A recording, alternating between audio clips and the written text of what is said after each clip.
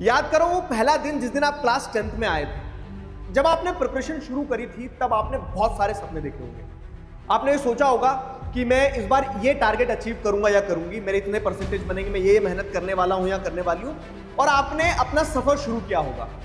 उस पूरे सफर में बहुत सारे फेजेस रहे होंगे, लोज आए होंगे, अप्स एंड डाउन देखे होंगे, कभी प्रिपरेशन अच्छी चल रही होगी, कभी प्रिपरेशन खराब चल रही होगी, लेकिन कॉन्स्टेंटली जब हम साथ तैयारी कर रहे थे तो मैं आपसे एक चीज कहते आया था, क्या? कि साथ मिलकर together we can we will.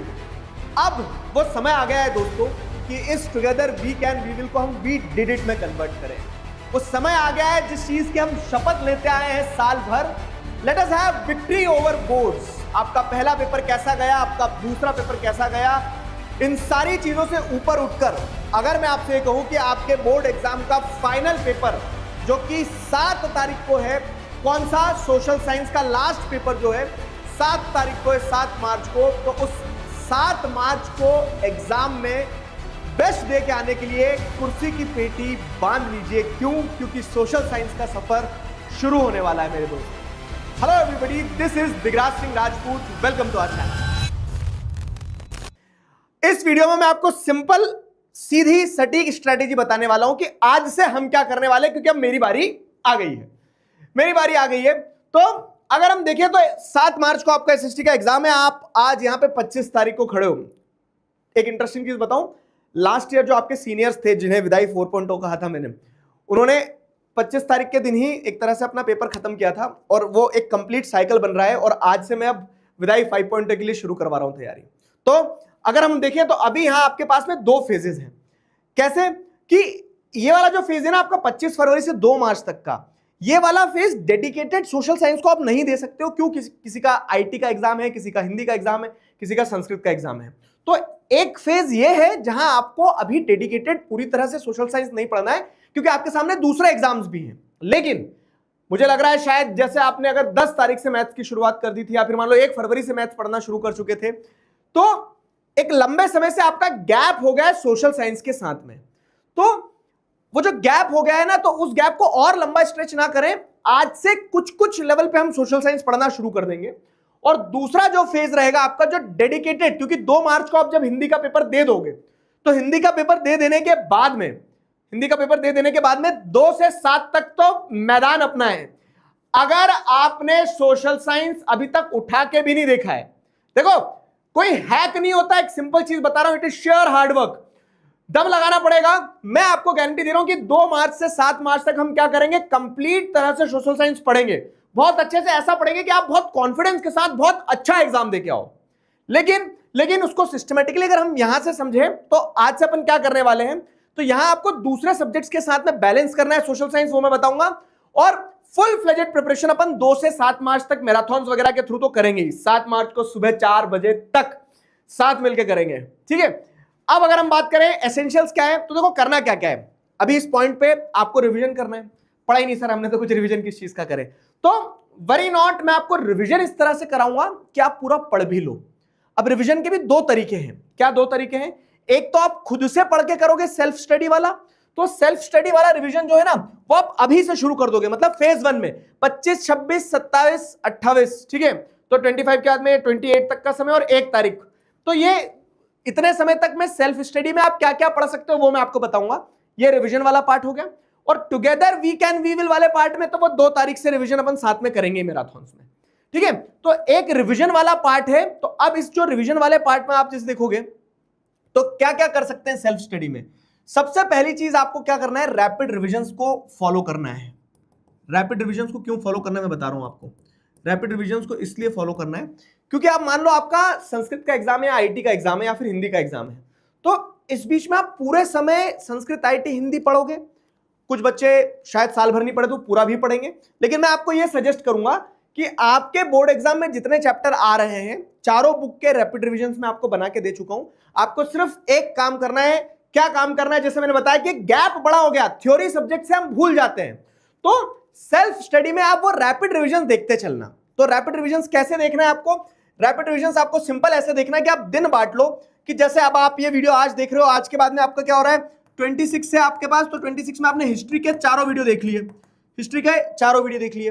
27 है आपके पास, तो 20 मतलब चारों रैपिड रिवीजन के वीडियो देख लिए। एक बार एनसीईआरटी को आधा घंटा देना, बस आधा घंटा सोशल साइंस पढ़ना है। और ये मान लो मेरी बात, ये इतना करना है ताकि आपको इधर जो फेज 2 रहेगा अपना 2 तारीख से 7 तारीख तक का, उसमें चीजें आसान लगेगी। और ठीक है, 26 को हिस्ट्री कर लिया आपने, 27 को आपने ज्योग्राफी कर लिया, 28 को आपने क्या कर लिया, 28 को आपने सिविक्स कर लिया, और 29 को आपने इको कर लिया।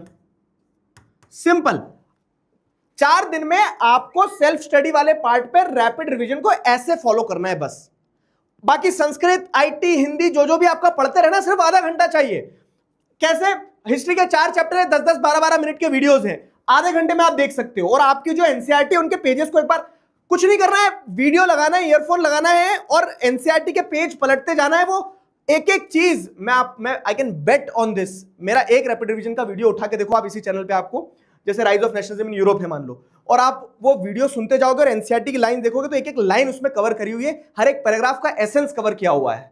तो वैसे आपको क्या करना है ना, बस एक बार गो थ्रू करना है, ताकि क्या हो, ताकि जो लंबे समय से आपने, अभी 1 महीना हो गया लगभग सोशल साइंस को आपने छुआ भी नहीं होगा, ऐसे भी बच्चे बहुत सारे हो सकते हैं, तो उन्हें क्या हो जाए, एक बार प्रैक्टिस हो जाए। अभी सिर्फ इतना बोल रहा हूं मैं फेज 1 में सिर्फ इतना बोल रहा हूं, बाकी अपना संस्कृत, हिंदी, आईटी पढ़ते रहो। फिर क्या है, अब आती है इंपॉर्टेंट टॉपिक्स और क्वेश्चंस वाली बात।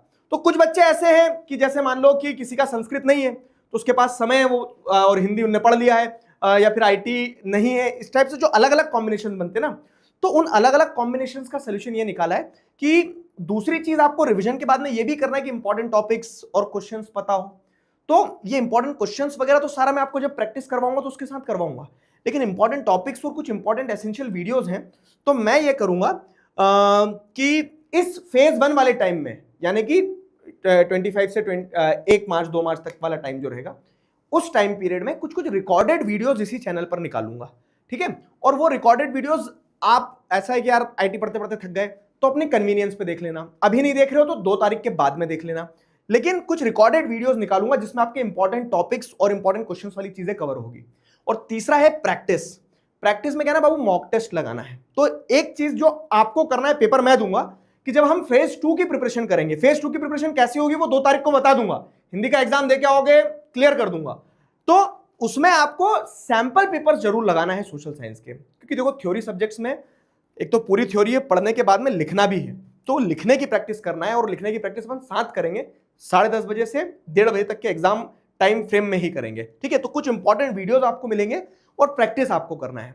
That is the simple game. ये हमें इन सारी चीजों पे फोकस करना है।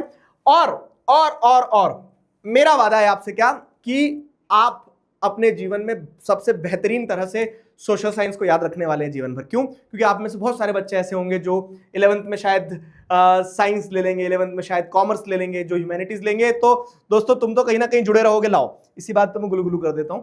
लेकिन जो बच्चे जीवन में आखिरी बार सोशल साइंस पढ़ रहे हैं, तो इस सोशल साइंस को ऐसे पढ़ लेना कि तुम्हें ये जीवन भर याद रह जाए, शायद ये मास्टर तुम्हें जीवन भर याद रह जाए। तो social science is a lovely subject, और मैं भी उसी तरह से पढ़ाऊंगा कि जो बच्चे सोशल साइंस आखिरी बार पढ़ रहे हैं वो इसे जीवन भर याद रखे। तो जय सोशल साइंस के नोट पे हम इस वीडियो को यहां खत्म करते हैं। बैलेंस रखना फेज 1 में, फेज 2 में 2 तारीख से डेडिकेटेड मैराथन्स लेंगे, लेकिन इस बीच में आपके पास कुछ वीडियोस आएंगे और जो मैंने आपको बताया रैपिड रिवीजन वाला, ठीक है, वो पार्ट करते चलना। और द हार्डेस्ट पार्ट कि कुछ आखिरी के दिन है हमारे सोशल साइंस के साथ, मेरे साथ। आपके दिगराज सर आपको बहुत प्यार करते हैं और मुझे पता है कि आप सोशल साइंस में बहुत अच्छा करके आओगे, लेकिन जैसे मैं हमेशा कहता हूं कि अब ये बैच भी आगे जाएगा, तो फाइनल सी ऑफ बहुत बेहतरीन तरीके से होना चाहिए। ठीक है, तो आप जब लास्ट में लिखोगे एग्जाम देने के आने के बाद में, तो टुगेदर वी डिड इट लिखना है। अभी के लिए जय सोशल साइंस कमेंट्स में लिखोगे। विदाई 5.0 बनाने का आज से आपका सफर शुरू होता है। आखिरी के कुछ दिन लेकिन बहुत मजेदार होंगे, बहुत यादगार होंगे। साथ मिलके इस स्ट्रेटेजी पे काम करते हैं। Bye bye.